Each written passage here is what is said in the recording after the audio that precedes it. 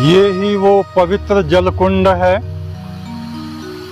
जहाँ वासुदेव कृष्ण ने अर्जुन और अन्य पांडवों के संग इस पवित्र जल में स्नान किया था।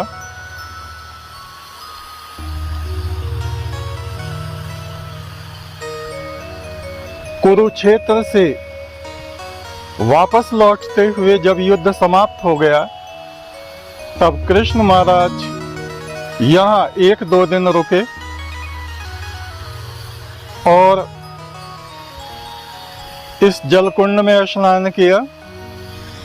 और सामने वो मंदिर आप देख रहे हैं जिसमें अभी हमने आपको शिवलिंग दिखाया है, वहां पर उन्होंने परम ब्रह्म की उपासना की थी, क्योंकि वेद में शिव परमात्मा को कहा गया है, महादेव उस निराकार ब्रह्म को कहा गया है और कृष्ण महाराज स्वयं उस परम ब्रह्म की उपासना करने वालों में से थे।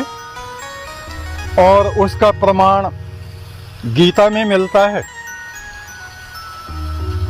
गीता में कम से कम 81-82 श्लोक ऐसे हैं जिनमें कृष्ण महाराज ने परमेश्वर के बारे में वर्णन किया है अर्जुन से।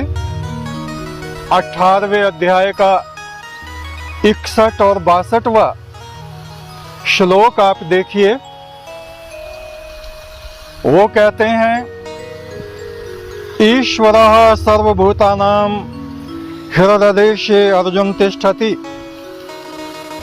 हे अर्जुन, इस शरीर में वो अंतर्यामी परमात्मा ठहरा हुआ है, स्थित है, और वो भ्राम्यन् सर्वभूतानि यंत्ररूढ़ानि मायया, अपनी माया से सभी जीवों को उनके कर्मों के अनुसार भ्रमण कराता रहता है।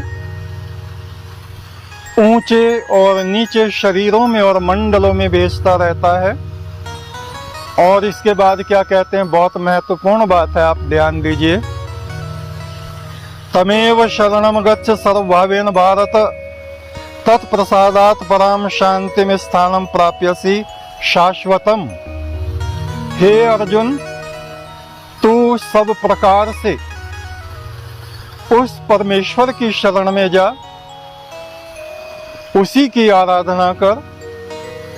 उस परमात्मा की कृपा से तू उस परमात्मा को प्राप्त होगा और परम शांति और दिव्य शाश्वत मोक्ष धाम जो परमात्मा का है वो तुझे प्राप्त होगा। तो हम गीता को पढ़ते तो अवश्य हैं, किंतु उसका जो गूढ़ अर्थ है उसको समझने की कोशिश नहीं करते।